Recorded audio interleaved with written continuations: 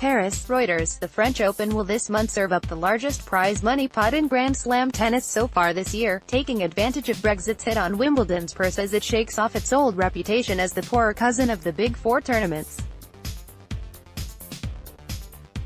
File photo: the Musketeers Trophy and the Suzanne Lenglen Trophy are pictured during the draw ceremony for the French Open tennis tournament at the Roland Garros Stadium in Paris, France, May 20, 2016. Reuters, Benoit Tessier. File photo: this year's clay court slam will award prize money totaling €39.20 million, £34.33 million. That trumps the Australian Open and Wimbledon, though it will almost certainly be knocked off the top spot by the US Open. In a year in which Swiss great Roger Federer said he was bored with having to push the Grand Slams to increase the levels of prize money, the French Tennis Federation (FFT) is increasing its overall pot by 8% on 2017. First-round losers will see the biggest rise of 14.3% and take home €40,000. Winners of the men's and women's singles tournaments will each receive a check for €2.2 million, just shy of a 5% increase. Nonetheless, the FFT acknowledges it will be difficult in what is a grueling wage battle to maintain the near double-digit increases in the coming years. The modernization of Roland Garros, including a new center court with retractable roof, will cost up to €400 million, according to Le Monde, financed by the federation itself. File photo: tennis, French Open, Roland Garros, Paris, France, June 11, 2017. General view during the men's final. Reuters, Gonzalo Fuentes. File photo: we have the burden of debt, so we will not be able to continue increasing prize money at the rhythm of previous years. FFT chief Bernard Tessier told Reuters. He added that the French Open was leading the way in narrowing the gap between how much the champions and early losers take home. We're happy to see other Grand Slams follow our example in reducing the winnings ratio between champion and first-round losers, Tessier said.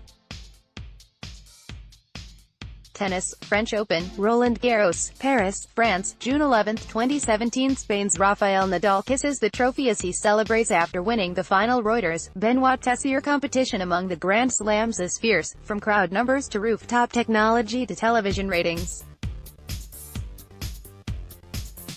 But it is on prize money where rivalries are perhaps the hardest fought.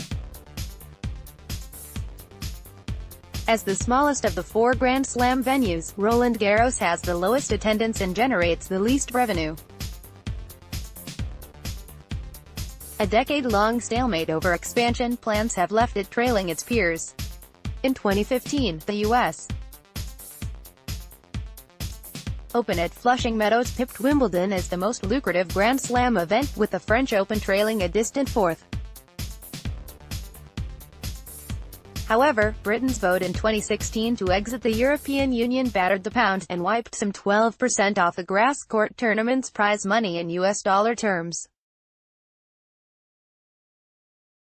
2 years on, the pound remains under pressure, and it is Wimbledon that now trails the French Open, and almost certainly the US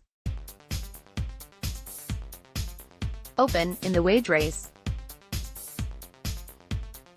Australian Open prize money rose by 10% this year to $55 million, £31.17 million, while Wimbledon, the oldest Grand Slam, has a prize fund of £34 million for 2018, up 7.6% from last year.